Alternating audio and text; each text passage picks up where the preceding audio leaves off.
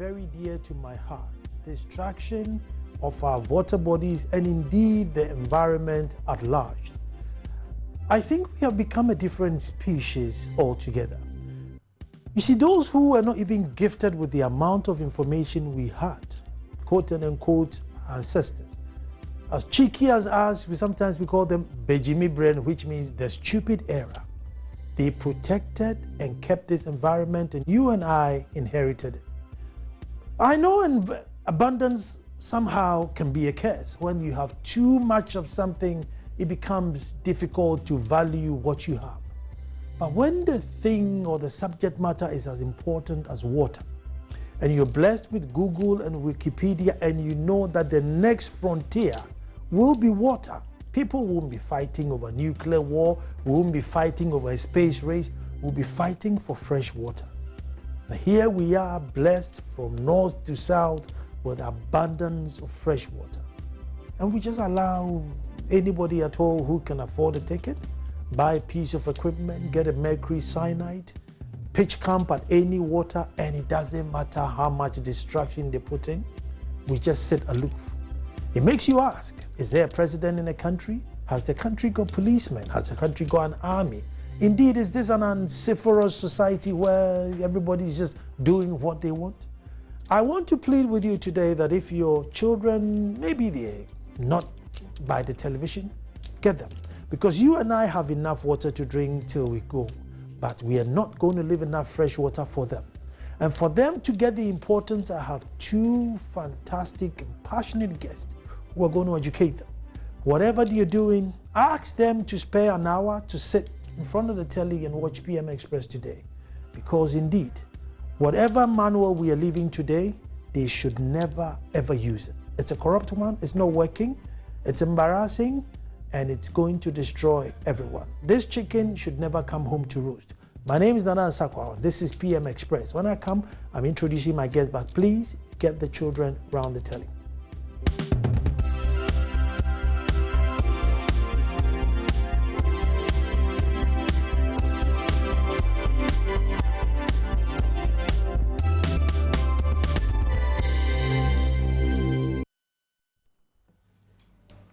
Well, thank you very much for staying. Destruction of our water bodies and the environment at large.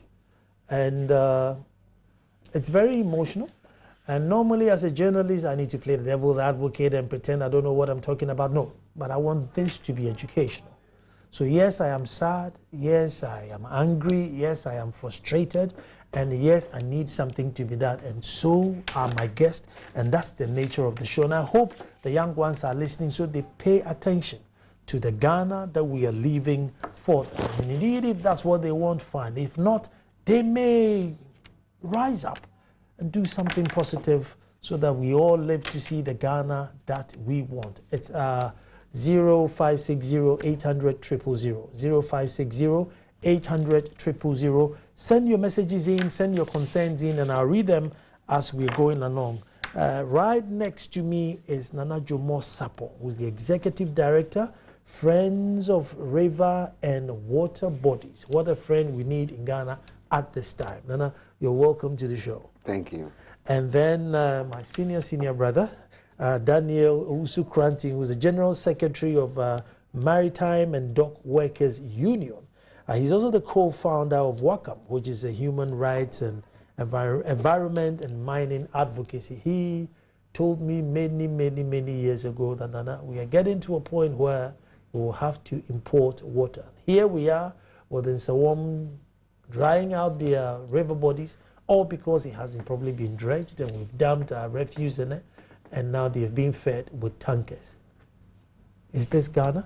Who knows? My guest will educate us today. Let me start with you, Mr. Kranti. Preliminary comment. I mean, what has become of us? Because it's so, I said this because it's so black and white. So what has become of us? Yeah, thank you very much. I think that we have become a generation that does not learn very fast. Mm. We allow lessons to pass. Even when we have opportunities to learn, we don't learn. We have become a generation that does not believe in the future. The future is not part of our planning process. We live today. We have become a generation that has become quite greedy. We do not want to leave generational equity, but so we are living generational burden. We are not conscious of it. You said something that is very interesting, that some years ago, when our forefathers did not have the knowledge we claim we have today, they were able to protect the environment. They were able to put the future into their planning. They thought about us. And that is why they left some legacy. Very, very good legacy. It runs in families, and almost all the things that we live on today in families and in our nation had been because some people thought about this generation. But even as we benefit from this generation, we are not thinking about what we are leaving for the next generation. That is key. And once we continue doing that, we think that all the resources that we see today, we must consume them. And you also realize that there's a certain disorientation for us, in the sense that we've lost some identity. And any group of people who lose their identity and cannot be what they think they can be in terms of copying other people, you get confused, and we are getting totally confused. You know? So that, for me, could be the preliminary comments that I want to make. Nana Sabo, I'll take preliminary comments from you as to what's happening to us. I mean, why are we where we are, in the midst of plenty, hungry and thirsty? Okay, thank you very much. Then somebody said, in the midst of the abundance, the fool is thirsty. I think it's so sad, sometimes some of us, it's our passion. When we see some of these things from 89, very young, we started telling people that let's protect water and water bodies. Because when you protect water, you protect life. And then when you protect life, you protect property. Because we realize that the rivers passing through the towns and the cities were being destroyed. When you go to other parts of the world, they use it to beautify the place. They use it to grow flowers. You see that place and you see, no, this place is nice. The difference between here and other places, that we have big, big buildings, mighty mansions, but they add green, the grass, the water bodies. They manage land. We don't manage land. That's our problem. Because land management must be a big issue in this country. When you are managing land, you must make sure that there's a river here. Because the land, the soil cannot produce its fruit without the water. So you leave the water. You need the trees so that it can absorb the carbon and produce the oxygen. So you are managing land. So you leave the trees, you leave the valleys, because when there's excess water, it's going to stay there. You leave the pond, that is land management. But unfortunately, what has become of us is that we don't want to manage the land.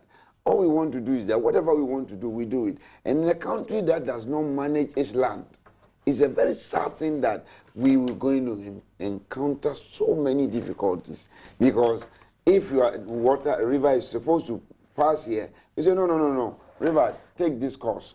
We want to do this thing here, and we do it. But when there's a river, it has so many features of it. The water body has a wetland by it, and it has some green grass, have some trees, have some beautiful things around it.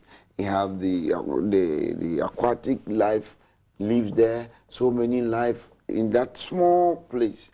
It harbors so many eggs which you cannot see with your eyes. So, and that is the point where it washes the rainwater and the dirty water, and it stays there, which have some lot of clay and some chemicals in it, which clean the water before it enters the river. So our grandfathers, in their wisdom, said that the river is a god. The wetland is for the king. So nobody can enter there. You can't go there with your shoes into the river. You cannot wash around the place. And you see, the funny thing is that all these things, they were able to enforce it. Nobody could go there and destroy it. Now, they didn't have the police. They didn't have the military. They didn't have the laws. They didn't have this public servant who have studied everything and they know everything. But you see, but they were able to enforce it. Why?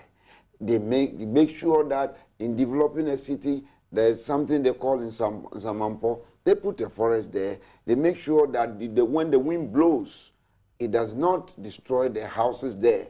These people, science is common sense, okay? And they knew the art of science.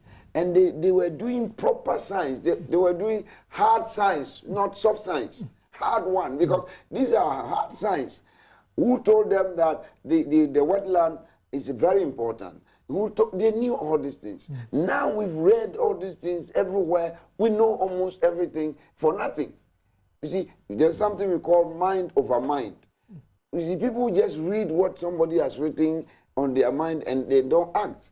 And so we are where we are because we have refused to appreciate the fact that we are living for tomorrow. And somebody said that the environment is something that we have borrowed.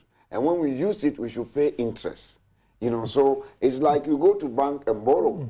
So we, the present generation, has borrowed the environment. Once you've borrowed the environment, we should use it and pay with interest. So when you are using something, you should make sure that you add something to it. That is why our grandfathers, they could acquire a land for more than maybe 10 generations. It's not for him alone.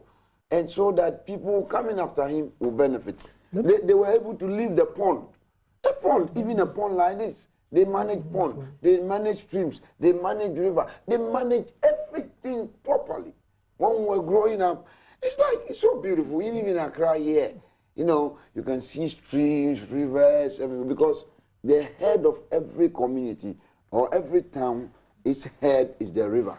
Because without the river, they could not stay here. Let me bring Mr. Quantin here. Mr. Quantin, I mean, there are plenty of waterfalls, streams.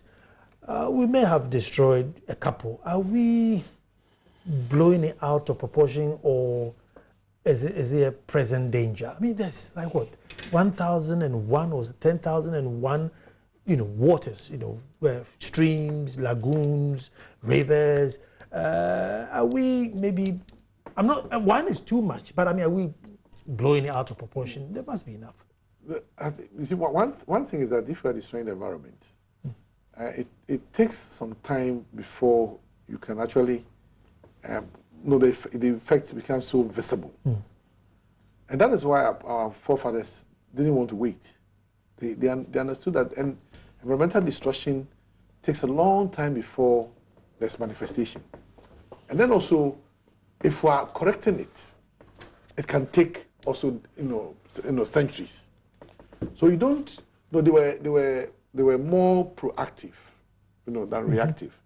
So they were thinking of protection more than repairs. Is it because they had been through something? I mean, I question it. I mean, did they go through some sort of hardship to sit down? Like you said, they always leave the trees as a windbreaker, so that the wind doesn't, blow through the town. No, it starts from the fact that you want to identify who you are. Now they had that identification that we are land-based people. We are people who should live in harmony with nature, and that is how it starts. And they use these ideas to build a certain cultural understanding of things. That if we want to live in harmony with nature, if you start killing your environment for which you are part, they understood that they are part of the environment. The moment the rivers start dying, you are dying. So that relationship was there. It was a cultural thing. The moment the trees start going off, you are dying. Because trees are the lungs of nature, because of purification. So as my brother said, they had this scientific understanding. And then they used this understanding to build a certain way of life and mystification and whatnot. For somebody to say that nature is God, the river is God, and I don't need to, I need to preserve its dignity, then it's a high level of placing, nature at a certain pedestal. But when you have a certain orientation that science is about laboratories, so anything that does not go through the laboratory is either hedonism or something you should look down on. And our education also has not. Formal education is good. No, I don't scorn on it. We have 2, 3 masters. I don't scorn on it, but you must also do it in such a way that you have a balance. Somebody said that, look, you're sending his child to school so that he goes to learn 20% of the other knowledge and add it to the 80% of his indigenous knowledge. And then the child went to school and it turned out to be the other way around. So in education, indigenous knowledge is education. And you scale it up. You learn other knowledge, other knowledge embedded in other societies and traditions. But you don't write off yours. And that is why the Japanese chose, in their development process, they chose science. And culture was part of it, science and technology. But culture was there. So the Japanese would learn other things, but you maintain Shintoism is... Yes, you maintain their cultural identity. But I always say that the more you rise through the education, the more disoriented you become, the more you are cut off from all this body of knowledge that we are talking about. No respect for the environment and the preservation of the dignity, of the environment. I mean, if I Google, if I go to Wikipedia, we have professors in government, we have doctors with, masters from schools that probably we haven't even seen, only read online. Haven't they come across it to say, look, you can't play politics with this or you can't ignore this? Haven't we come across it? Sorry, I'm the executive chairman of Radford University College. And where I am, I see students, I see lecturers, and we do the applied science. Unfortunately for us, you get only few people from Ghana taking that course. It's very strange, where we have the geopetroleum, geoscience, environmental. They don't want to learn anything about the environment. So that is the Ghana we live in. Almost about 90% are foreigners coming to pursue programs in those areas, environmental science and that. You see only few Ghanaians. But you ask a question, are we blowing this thing out of proportion? We are not even blowing it even quarter of a proportion. Because every year in January, I go to the north, start from Bolga. I see all the water bodies. Because I know we need the white voter and the black voter for the Akosombo. So I travel and go there. And when I go there, what I see is like, and this year, but I was very sad. First, in the first place, I came to Accra, flew to Kumasi, drove from Kumasi to Bolga. On my way, you can't see any river, you cannot see anything. The dry season farming, they don't work. The corn they planted, there was no fruit on it, and every place was dry. And I started getting worried. You see the plantain is dry, there's no water, and the plantain is like my fingers. When you see a plantain, like my fingers. And we went further, we saw the black water. I've never seen it that way before. So bad, so low, that I've never seen it before. We went back to see the white water. And in all these rivers, they are mining in it. How can we mine in the white water and the black water? And the question is that, don't we know it's providing us with hydro? Don't we know that the best thing that has happened to Ghana is for God to put these two major rivers in the northern region, where all the attributes are, so that the people there can stay there. Because without river, the place will become a desert. And unfortunately, we are treating it careless abandon. Dry season farming along the water body, people farm so close, And then when it rains, it carries the sand, causes erosion and siltation into the white water. Galamsey is causing it. All our rivers is the same. The siltation is destroying every water body. But unfortunately, we don't care. And so the problem, apart from other things, most rivers, I've seen so many rivers in this country. From I saw the Ofin River, I've seen the Densu, I've seen the Pra, I've seen so many from this January to now. But all of them are almost dried up. And you can see maybe River Pra, Pra at Praso, and you will only see some weeds inside the river. You won't see any, it's not aquatic weed, but there are weeds in it at Praso. So what is it? Where is the water? Water diversion, mining, every illegal activity is going on. But the sad thing is that sometimes when I sit down that the assemblies can make bylaws to charge Kayoyo people, when I see them carrying that heavy load, they can charge them taxes. And they cannot stop these illegal things. Then I ask myself, where are we going? If we are not blowing it even 1/3 or half of it, even not a quarter, we have to blow it we have to take cameras and go and see all the rivers. I challenge you, let your people take cameras to see all the major rivers. At the time of independence, we said 5 major rivers are going to give us hydropower. Which one is supplying? Apart from the water, all of them have been destroyed. Even last 2 years, we went to World Water Week. Is it? Yeah. When we got there, they taught us that we should use water, the same dam that is producing electricity, we use it to also produce water for domestic consumption. And that was the agenda that the whole world was pursuing. But come to Ghana, we are told that we can't depend upon hydro. So if we can't depend upon hydropower, don't we need hydro for drinking? Even the environmental flow, there's something we call the environmental flow. When the water flows into the soil, it's charging it, and as it flows, it's charging it, and making the soil moisturized, so that when you plant a tree, plant crops, it will grow. But once there's no water passing through the land, what happens? The land will dry up. And unfortunately, we have sunk so many boreholes, and so many boreholes that we have sunk. We've forgotten that it is when there's abundance of water in the ground, then it's too much, then it comes out. That is why we have a waterhead. It comes from the soil. It's not that it's from somewhere, but it's too much of it.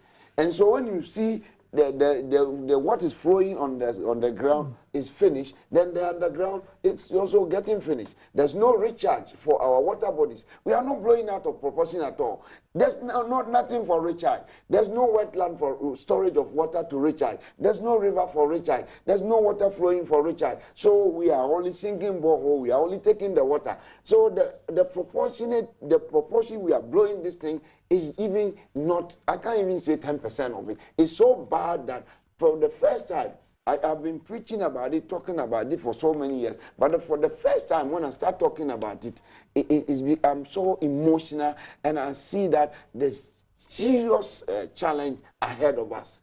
Because I don't know how we will resolve this problem. It's so severe that, look, when you see cassava now, if you travel around, the leaves of the cassava is yellow, which means you can't harvest it. When you harvest it, you can't eat it. Cocoa.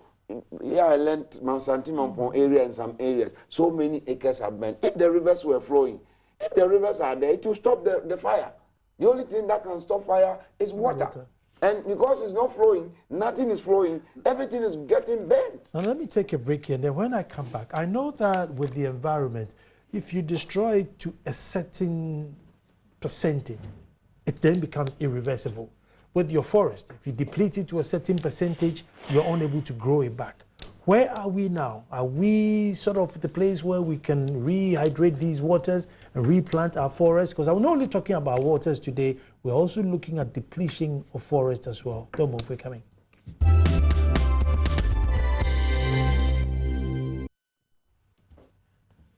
Thank you very much for joining, and we are looking at very passionate and I think it's one of the most important subject in this country at the moment.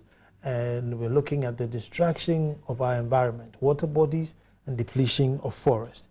And as we say that the environment is like borrowing from a bank. If you come and meet 2 trees, by the time you're leaving, you should have planted 5 more trees before you go. But in our case, we chop down the 2 trees, not to even make furniture, just burn charcoal and then, yes, be done with it. Let me catch up with some of your messages, yeah, and it's 0560 800 000, 0560 800 000. And this one says, in my place, they are built around and covered the small rivers we have because they think we don't fear disaster, but forgetting it's good for us. This is Kamal in Bolga. This one says, I'm highly impressed about today's program. This should not be just a mere program and end there. Please, this story should continue until it's given much attention. In fact, Ghana is losing almost everything it has as a country. What is the current generation doing about the current numerous problems of Ghana? We really need to wake up as a nation. This is from Ascot at Kokom in BA. Let me go to the next message. This one says, good evening, Nana, to you and your panelists. Yesterday, I tried sending a video of the situation here in Klo Agogo to your people on Joy News. Oh, you just brought your message again. To your people on Joy News channel, but the network challenges could not permit that. The situation here is terrible, and I perceive worse days ahead. I am a teacher by profession, and the situation is affecting academic work adversely. Children have to travel a very far distance in search of anything water. So they come to school very late, tired, and some don't even come. I once followed them to the place they are currently getting water to know the real situation. In fact, I can't say or hear. Now, people in ignorance are busily destroying the vegetation around the water bodies in search of game. In fact, EPA must up the education to protect the environment, else disaster, or we need the ancient tradition rules to protect environment. I'm scared for the future. This is Freeman in Agogo. Freeman, thank you for sending that message. Let me catch one more before I come to the studio. Good evening, Nana and your guest. Sorry to say that our leaders are not generational thinkers. Look, anytime I drive past the Kasua toll booth, I clearly see how the hawkers there are polluting the Weja River with waste, including feces. And nature calls while working. This is William in Kasua. William, thanks for tuning in. I hope you have some young ones at home who you've encouraged to listen. Let me get this last one. Nana, you're doing so well. You should see how cocoa trees and farmlands and the river Foley are being destroyed by these Chinese. I can tell you with evidence how police and immigration comes to the site, take money from them. I will send videos to you later. Please do, please do. Thank you very much. Mr. Kranti, before we went to the break, yeah. I know that nature, once upon a time, Haiti was a tropical country. Until now, I think all they have is Shri, Ayelo, the guys who say Shri. They depleted everything and they are unable to grow back the forest. Where are we? Are we at the stage where we can stop and say, no, let's grow back our forests, let's regenerate, revive the rivers, or we are going past that? I think the earth has this generative capacity. At a certain point where it can heal itself. There's a certain healing that can go on with the earth. Beyond a certain destruction, beyond a certain level, makes it difficult for the earth to heal itself. And I think if we go to some mining areas, you realize that it's gone beyond the point where the earth can actually heal itself. Because if you have seen what is called a pit, is such a huge hole, some kilometers down, about 7 kilometers down. That much? Yeah, and some kilometers wide. So there's no way such a big hole can regenerate itself. And the laws allows the mining companies not to reclaim the pits, just to fence them and go away.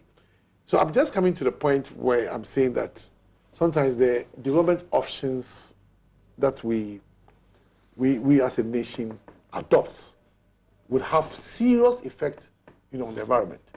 And if we look at what we are doing now, Ghana is more or less increasing dependence on the extractive sector, whether mining or oil or what. And that gives very quick money, but with serious consequences.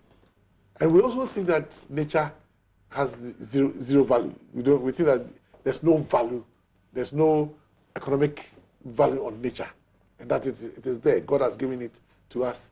And sometimes misinterpretation of even what the Bible says, take dominion of the earth. I say it's misinterpretation because if the Bible tells you to take dominion, it doesn't give you a carte blanche to destroy. It's a certain responsibility. So what we have chosen, the path we have chosen, the development path we have chosen now for some decades also would affect us. As we sit today, some of us were able, we had the opportunity to visit places like Kenya Sea before Newmont started mining. Kenya Sea was a very pristine area. The people were in harmony with their environment. They had sustainable economic life, through farming. Mining comes there, and the situation is different. Now, if we go to Kenya Sea Half Mine, the 4 pits that Newmont is operating on are located on the headwaters of rivers. So the Subika pit has destroyed Subika River. Wow. The Wonsu pit has destroyed River Wonsu. Just like that. If we go to... You're not exaggerating. No, I'm not just exaggerating. I'm talking about what I know. If we go to Agenda Before Forest Reserve, where Newmont Mine has been given the opportunity to mine in Agenda Before Forest Reserve. The Agenda Before Forest... Who mines in a forest reserve? It defies all logic. Miners have been given the opportunity to mine in cemeteries. Have been given cemetery? Yes. Have been given opportunity to mine in rivers. And now they have been given the opportunity to mine in forest reserves. I'm talking about Agenda Before Forest Reserve. The forest reserve protects about 14 rivers. 14 rivers. And according to Newmont's own assessment, the Agenda Before Forest Reserve has or contains some plants that are new to science. And with all these things, we want to place mining above everything. People should understand that the fact that the gold is in the earth doesn't mean you should mine. If you find gold in Birmingham Palace, they won't mine. If that gold is there are quantities that can resolve all the problems of UK, they won't mine.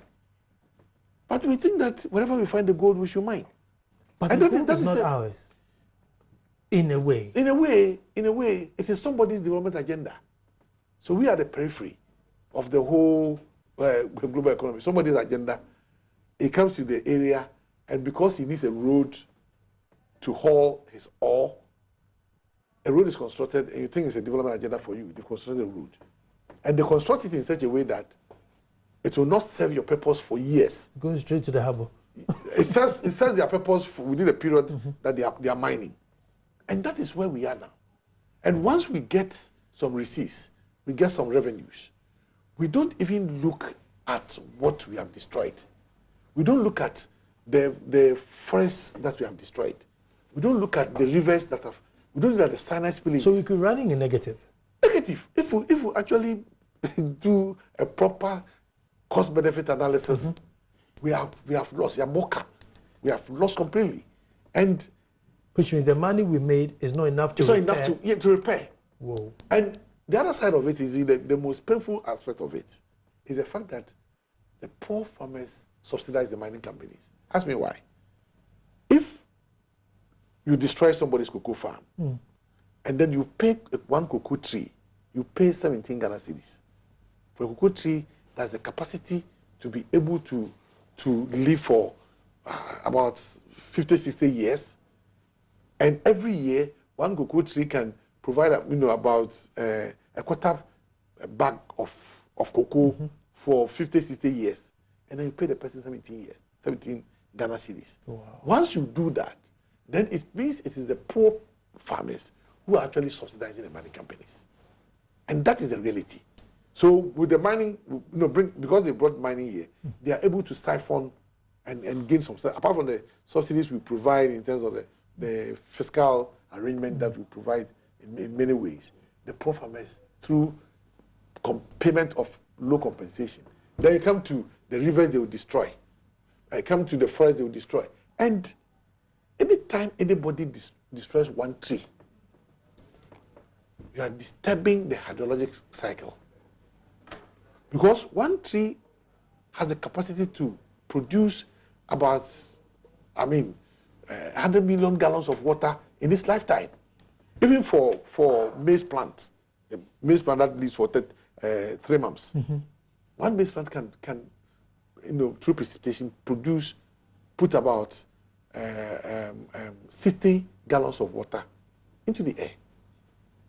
So the moment you start destroying the trees, you are actually disturbing the hydrologic cycle, where the trees would pull the water from the soil and put them into the atmosphere, and it comes back as rainfall, to charge the Let me bring aquifer in the soil. Let me bring that in. Nana, with rivers, at which point can you revive it? Because I've seen, something like the Thames and everything, and they come in and they dredge it and they clean it and they fuss about it.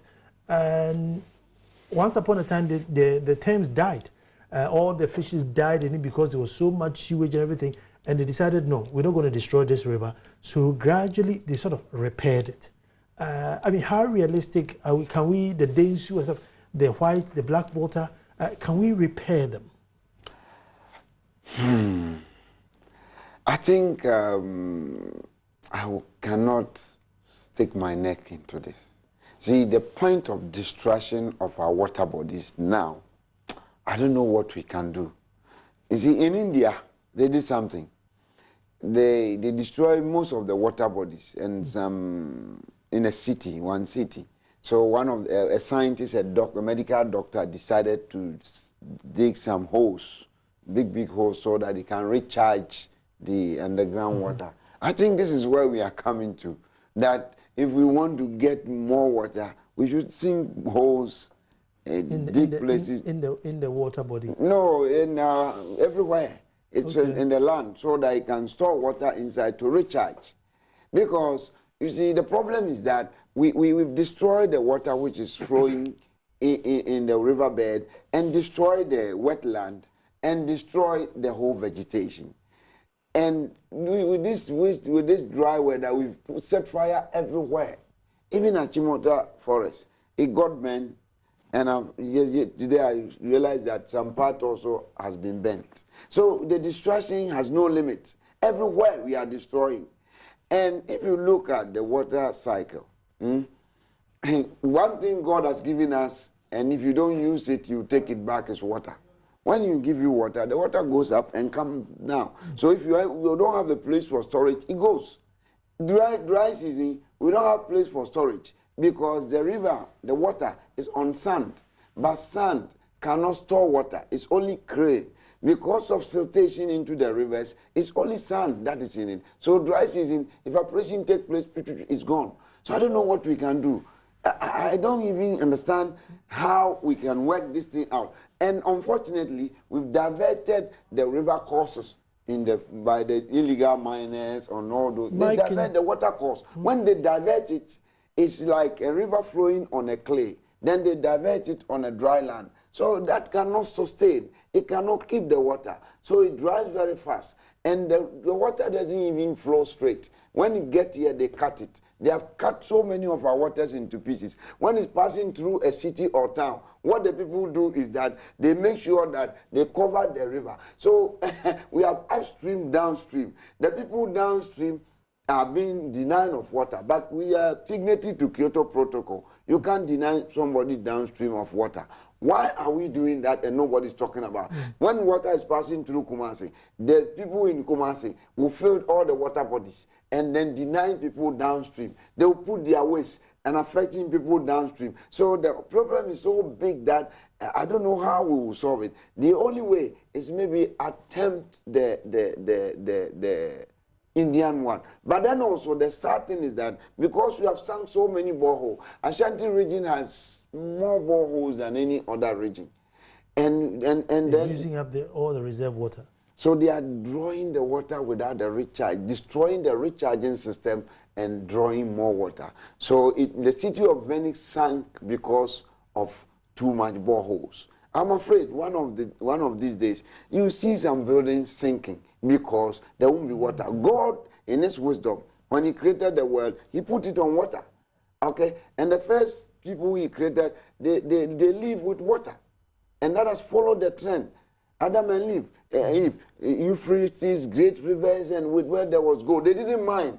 There were gold in those rivers. There were beautiful trees, and they allow it. So if we want to move forward, we started doing something. When you go to the lakeside, we planted trees by the river.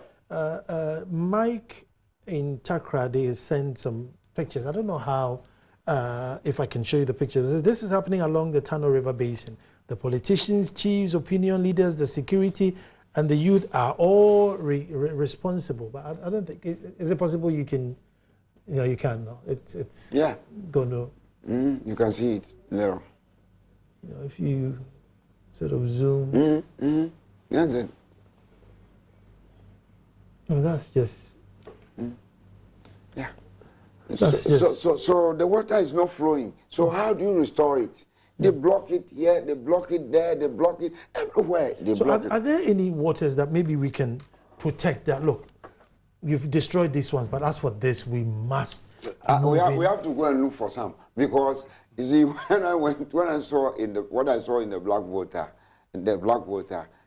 they are mining. The white water, they are mining. So I'm yet to see a water body, and I hear they're mining so clean. The new dam, the new one. The Bui Dam. The Bui Dam. I hear they are mining. And there's some part that land they are mining somewhere. So in this mining, where is it taking us? Can we cut our tongue and enjoy a food? That's what we are doing. Don't forget that when you wake up in the morning, you wash your face with water. You brush your teeth with water. You bath with water. You drink tea with water. Even your car, you put water in it. And if you are destroying water, it means you are destroying your life. How can you survive without water? And so no economy can grow without water. And my research has shown that people are making more money from water than any other. The people in the water sector, selling, retailers in the country, they are the #1 employer. Water is the #1 employer in the country. Those selling this bottled water, the sachet, the trucks, the tankers, that is #1. And I said it some years back that it can be a non-traditional export. Do you know that they are exporting water from here to Benin and other places? So even if you have too much water and there's no business in this country, and water is giving business to people instead of the gold, how many people that the mining sector employ? Less than 20 to 20,000 people. So why don't we protect the water and then put it in the tin and export it? Mali is exporting water. So why can't we export water? Even those in the Saharan country. So we can sit here and water can give us more money than gold if we are serious about it, because everybody needs water.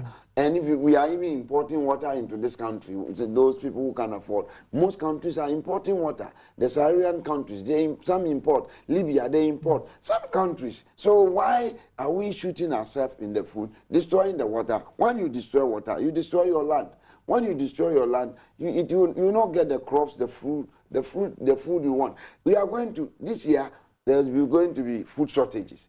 And I'm advising that if you have any opportunity, store some food. And then I'm advising the ministry to advise people not to sell the corn to the Burkinabe and the other people, because they come to buy it and then later on they sell it to us. So we have to take some measures to make sure that we don't sell everything, because when it rains, the plantains are going to come down, because it's so weak that there's no water in it to blow them down, and we won't be getting the plantain. And there's shortage of corn. The cocoyam is there, the cassava is there, because there's no water in the soil. It's a serious issue. I've never seen something like this before. And even I saw the 83 problem. That time we have not destroyed our water bodies to this point that there was mining everywhere. We have blocked every water body, diverted it. It wasn't like that. So it could restore by itself, like my brother was saying. But now, what we have done, why is it restoring? We say cocoa production has gone down. People are saying we didn't spray, we spray. Why is the cocoa to spray? When they are cutting all the cocoa down for galamsey, how can we get the thousands we are telling people? You can't get it, because your cocoa farm will be mowed down, paid a small amount of money. And the sad thing is that they are digging this well to the underground water with chemicals. So they are poisoning the water underground, and it's going to affect us. And once it hit the line, you don't know who will be drinking that. So it's so serious that sometimes when I look at it, I go home, I can't sleep. It's so sad. Let me take this message and take a break. So thank you for your program. I believe this lackadaisical attitude leading to the destruction of the environment is our own behavior and weak institutions in the country. Just to recall this Fulani herdsman issue, why won't a state institution get a national land asset, sell or hire these lands under good security control and well established to these people as a project to earn the country revenue? Farmers can use these animal droppings. So where is the sustainable national development? Where are our leaders? Are you Ghana? This is Amidus from iWashing. I'm going to take a break and I'm coming straight back.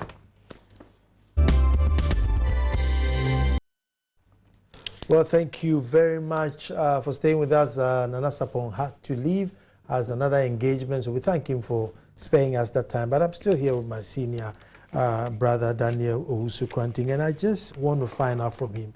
You've moved in the corridors of power. I mean, I remember when they wanted to move into a Tiwa forest to mine it, you know, he did not sleep, and he moved heaven and earth to make sure it didn't happen. I must say thank you to Inisa Husseini, because Inisa Husseini too was said, not while I'm in this office, it will not happen. And that's how come he became one of my favorites, you know. But in political circles, what is it? Is it just, well, let's just do our 4 years and go? Why is there no political will to stop this? But you see, the mining lobby is very, very strong. I mean, we shouldn't. And you were just telling me that mining will contribute. It's less than it's about 0.8, percent to the GDP. Yes, that's it. So the mining lobby is very, very strong, and if you have an industry that is very strong, has strong lobbying capability, has financial strength, and they can lobby almost everybody, chiefs, assemblymen, politicians, and to their side. Then you are dealing with a very serious problem. I think chiefs are also become a disgrace. I mean, they become not all. Majority of them have become part of the mining lobby. Just like politicians, some politicians have become part of the mining lobby. Just like some intellectuals, some NGOs, and even it permeates into religion. Some religious leaders have become part of the mining lobby. So that is the first problem.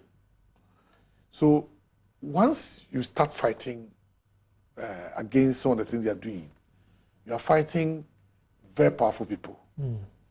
And that sometimes become some disincentive for people to do advocacy in that area. Because you are fighting a mining company, you are fighting politicians, you are fighting all the powerful people in society. Including even the landowner. Including the landowner. And you have to be very careful. It's a life-threatening job. It's a life-threatening job. So that people want soft things. You cannot pitch yourself against such powerful people. So, can we as a country, come together and say, listen, as for this, we say no, and maybe would that put pressure on government to say, look, I think people who are speaking against it, I should back off? Can that help, or that would be backing against the wind? We live in a society where, I don't know whether it is absolute trust, but people, when it comes to elections, people are so active. After electing their leaders, I think they believe that their leaders will do the right thing, so they go and sleep. They don't know that there's a social contract, that you are going to elect the person and ensure that the person does the right thing. So sometimes politicians have a field day. The most active and aggressive part of it is when you are looking for the power. The moment you are able to usurp their power, you can do whatever you want. They go and sleep, and then waiting for the next 4 years for you to activate them again. So, and then clearly the issues we are talking about have not become important political issues. For example, how many political parties have you seen having very clear manifestos on how they're going to protect the environment, how they're going to protect water bodies? And have the electorate also asked these critical questions? How are you going to bring back the Nsu? How are you going to ensure that the river in my village is not mined? We don't ask these critical questions. They are not part of the body politics. No, what we are talking about, of course, jobs, yes, but you realize Community center, KVIP, street light. Those things. The other side of it is that we have been talking about rivers in terms of how useful rivers are for our body and our living. These are tangibles. The intangibles are also very important. The spiritual nature of rivers. Even for Christians, you baptize with water. And in the same way, a number of cultural things are done with the forests and rivers. And these are the things that give us some spiritual identity and protects us. In my village, for example, there's a river called Akesukufi. I'm from Akropong. My indigenous root is from Obum. The Chebi people who came to fight set up a military camp. That's why my roots are in Chebi. Oh, see. And the military camp is called Obum. The people of Obum have a river. And the river is Akesukufi. There's no way they would like anybody to destroy that river, because they think that the river protects them. The day that Akesukufi will be lost, they will think that they've lost their protection. So I understand some people have made an effort to come in because it's a spring river. They made an attempt to come in bottle it or something. They refuse. Leave our river for us. And this, and for me, this is development. This is development. I mean, that people think that the river is so important to them that they protect it. They protect it. This conversation should continue, and who knows, we need to drum in the hope, as Nana Sapon said, that we haven't even blown it out of proportion, even 10%. It's a serious issue, and we need to talk about it. And I thank so much, because these two guys are very, very busy. And indeed, they made time for us today. So I want to say thank you, all of you who sent your messages in. And I hope you got the children around the telly to listen and try to fight for the Ghana that they want. You know what? Tomorrow we'll be back to do this all over again. Thanks for watching. Nakonti, thank you so much. Thank you very much.